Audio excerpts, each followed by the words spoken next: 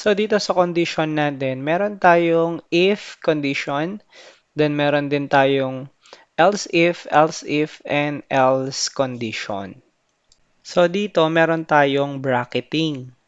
So yung first condition natin is score is greater than equal to 90.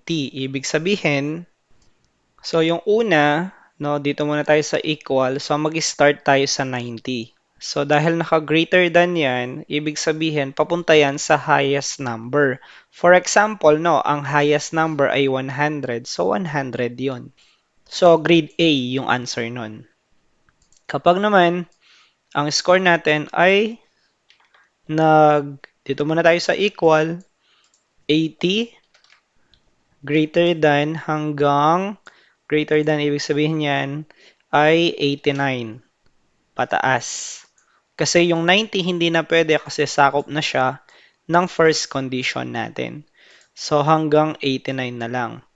So 80 hanggang 89 na grade, dito siya sa grade B.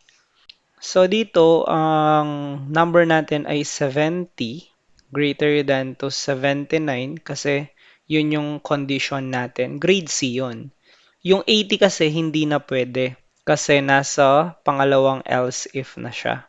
Okay, so yung next naman natin yan is 60 to 69 naman siya.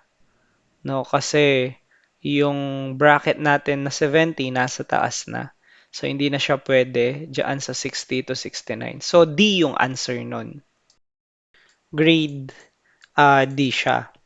So ibig sabihin dito na part ay 59 pababa, less than, no, hanggang siguro sabihin natin 0, yung pinaka last number, failed na siya nun or yung grade niya is F. So run natin yung program. So let's say una natin dito.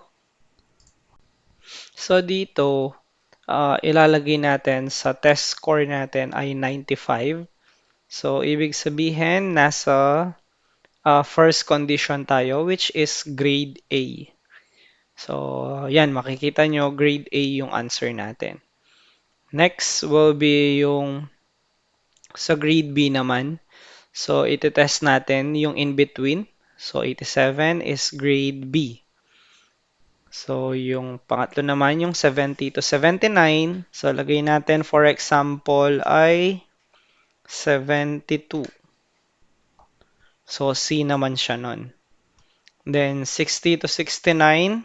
Basta yung bracket niyan, 60 hanggang 69. So, lagay natin 69 sa pinaka-last. So, grade D naman siya nun.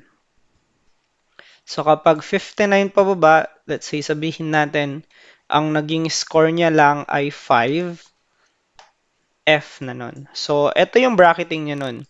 0 to 59, 60 to 69, 70 to 79, 80 to 89, and 90 hanggang pataas.